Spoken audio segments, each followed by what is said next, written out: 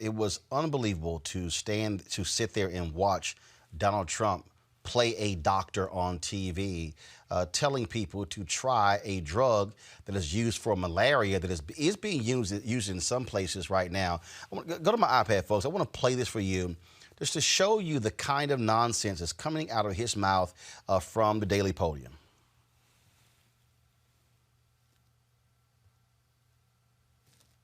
Let's see here. All right, we're trying to get this to work. I mean, it is just stunning to watch what is happening on a daily basis when Donald Trump stands before the cameras. It is turning into a joke, if you will, because he is treating this as if it is a television show focused on the high ratings these news conferences are actually getting. And so let me go ahead and play this right now. So, folks, listen to this. I hope they use the hydroxychloroquine, and they can also do it with Z-Pak, subject to your doctor's approval and all of that. But I hope they use it because I'll tell you what do you have to lose? In some cases, they're in bad shape. What do you have to lose? It's been out there for a long time, and I hope they use it. And they're going to look at with doctors, work with doctors, get what you have to get. But we have it stockpiled, and we have a lot of it. And I hope they... All right, folks, joining me right now is a real doctor, Dr. Patrice A. Harris. She is president of the American Medical Association. Glad to have you back on Roland Martin Unfiltered, Dr. Harris. Glad to be with you. When you listen to that, Trump says, hey, I'm not a doctor, just go ahead and try it. You have Dr. Fauci, who is trying to consistently say that, look, this has to be properly tested. You have Peter Navarro, who is the trade expert, who is fighting with Dr. Fauci because he read some studies somewhere. Does an interview today on CNN where he says, you know, look, I'm a social scientist. I mean, this is the moment where political people should shut the hell up and allow the professionals, the scientists and the doctors, to talk about these matters. Roland, we have to start and end with the science and the data. Patients trust us to do so as physicians. And certainly when we prescribe a treatment or an alternative, we do so with thinking through the risks and the benefits. And sometimes some of those risks are death, and we have to be very candid about that. And so the standard has to be about the science. Yes, there are clinical trials that are using this medication. Yes, this medication works in malaria, and it's helping so many patients with lupus and arthritis. But we need to make sure that we have the data, good data, before we begin to say this medicine should be used on a widespread basis. There are people who are saying that if you have diabetes, if you have high blood pressure, taking this drug can be very dangerous for you. We're talking about black folks. That's right there in the wheelhouse for African Americans. Absolutely. And I think and I hope that everyone knows that African Americans already were suffering with inequities regarding health and had a disproportionate impact when it comes to diabetes and hypertension, high blood pressure. And so we know those are risk factors for worse outcomes with COVID-19. And we don't have the data right now. There's been some promising data, some small stories of success, but we don't have the data about how it will interact with other medications. There's a medication that I prescribe as a psychiatrist that could cause heart arrhythmias. And of course, we know Z-Pak and hydroxychloroquine could do the same. And so we have to have the data. We have to be careful. I mean, physicians, it's a position of trust, and we need to be very judicious in our recommendations, and our recommendations have to begin and end with the science. And when you talk about that in terms of where we are, one of the issues that we're facing right now is we're seeing what's happening with these deaths all across the country. African Americans, when you talk about those underlying conditions, are being impacted. You have what's happening in Michigan, represent 14% of the state's population, nearly 40% of all deaths that have taken place in Michigan. We're seeing cases in what's happening in Georgia, what's happening in Mississippi, in Alabama. In Chicago, Mayor Lori Lightfoot is also signaling the alarm there. If you actually go to my iPad, Henry, Lightfoot declares public health red alarm about racial disparity in COVID-19 deaths. We'll be talking later with someone about them wanting to collect the racial data.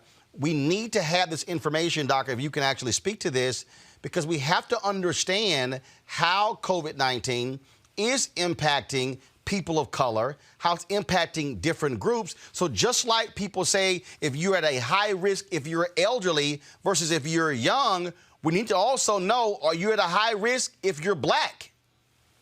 We absolutely need that information, and the American Medical Association supports collecting that data and then, of course, using that data to target areas that may need additional support. So at the end of this, we do need to make sure that data is collected regarding race and ethnicity. And I am so glad that they are doing this in Chicago. I know one of the first articles I read was about the deaths in Milwaukee. And if I recall correctly, there were 8 deaths at the time. This was several days ago, and they were all African American. So we need data so we can understand what's going on and then how we move forward with targeting supports and treatments. Doc, hold on one second. I want you to stay there. I want to go to the White House. We do not carry Donald Trump when he speaks, but certainly we do want to hear what Dr. Fauci has to say. He's now speaking. Go right ahead, Henry. With both of the governors. And, when I had mentioned that, I think there was a public response that they weren't really doing anything at all, and they really are doing a very good job, both of them. Those are the only 2 that I spoke to. But it was a really good conversation, and I want to make sure people understand that just because they don't have a very strict stay-at-home order, they have in place a lot of things that are totally compatible with what everyone else is doing. If I could ask a question, Dr. Fauci, before you... Go ahead. About getting back to normal, you said you wanted to get back to normal as soon as possible. Will we truly get back to normal in this country before there's an actual vaccine that's available to everybody? How do you start lifting the restrictions? Yeah, well, John, if back to normal means acting like there never was a coronavirus problem, I don't think that's going to happen until we do have a situation where you can completely protect the population. But when we say getting back to normal, we mean something very different from what we're going through right now. Because right now we are in a very intense mitigation. When we get back to normal, we will go back gradually to the point where we can function as a society. But you're absolutely right. I mean, if you want to get to pre-coronavirus, that might not ever happen in the sense of the fact that the threat is there. But I believe with the therapies that will be coming online and with the fact that I feel confident that over a period of time we will get a good vaccine, that we will never have to get back to where we are right back now. So if that means getting back to normal, then we'll get back to normal. I think that all right, Trump is going back to the microphone, and which means we're breaking away. Dr. Harris, we were talking about, of course, the impact on these drugs for African Americans, the importance of getting that racial data as well. Could you also just please speak to to African Americans who continue to congregate, but also these Black preachers in these Black churches? We've been talking about using the hashtag Easter at home, Resurrection Sunday at home. I mean, churches can quickly be incubators of coronavirus. These folks should not be having church service. Thank you for doing that, Roland. It is so important. We have to stay at home, just no exceptions. I mean, I understand we, of course, need that spiritual connection, but we can make that spiritual connection in other ways. But at this point, it is absolutely critical that everyone stays at home. Wash your hands. Only go out for groceries or for medicines or any health needs. Everybody, please stay home. The AMA has sent a letter out to the National Governors Association asking those governors, I believe it may be 8 or 9 now, that have not activated a stay-at-home order to please do so. We know this works. We've seen it. We've seen the first early cities who started this early. Their incidence of cases is lower. And so physical distancing is the absolute best strategy we have for flattening the curve. We've talked about that. That is the best strategy. So please, everyone, stay home. Last question for you. I have to ask you about masks. So now the CDC is saying that if you have to go out in public, to wear at least some kind of cloth over your face. And so I have here, I had to go ahead and, of course, I have my Kente mask. And so, okay, so this is not an N95 mask. Are they saying that reserve those for medical professionals, for first responders? And when they say any cloth, so can you just explain that for the people who are watching so they can understand or decipher what was being said? Happy to do so. And the first thing I know, because I know it sometimes gets frustrating because the recommendations do change. But Roland, my grandmother used to say, when you know better, you do better. And that is where we are with the data. As we get more data, we may change recommendations, and people should see that as a positive. People should see that, oh, they have new data, new and better ways to make sure I am safe. So yes, the CDC is now recommending the public go out with a cloth mask. Your mask is great. I really like it.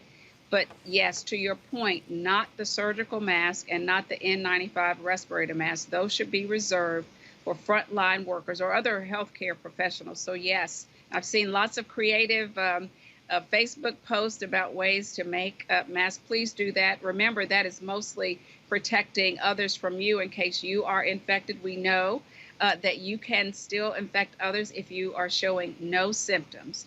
And so that is why the CDC is now recommending those masks. However, Roland, I want to stress that is not instead of staying at home, washing your hands, right, and physical distance. That's in addition to.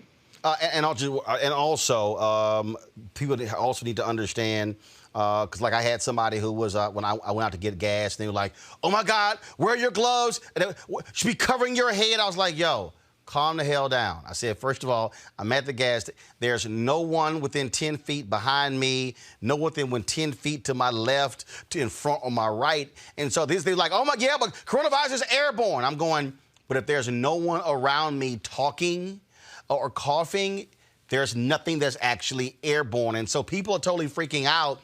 And they were just like losing it. And I had to explain to them that literally at the gas station, the guy was walking, as each person was using the pump, he was spraying down the pump before we used them.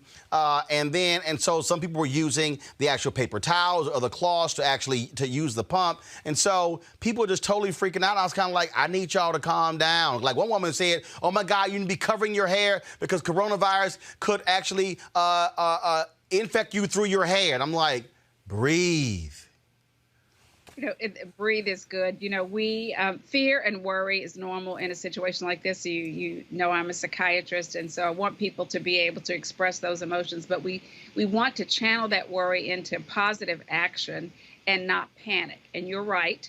We have to get gas. Those of us who have to be out for essential services, as long as you maintain that 6 feet of distance. Now, it was very nice of them to spray the pumps down, but certainly if you touch anything, just wash your hands. Wash your hands when you go to the grocery store. The first thing you want to do is come in, put away, maybe wipe down, but wash your hands. So we want people to be careful, be proactive, but not panic. All right, then Dr. Patrice Harris, President, American Medical Association. We appreciate it. Thanks a lot.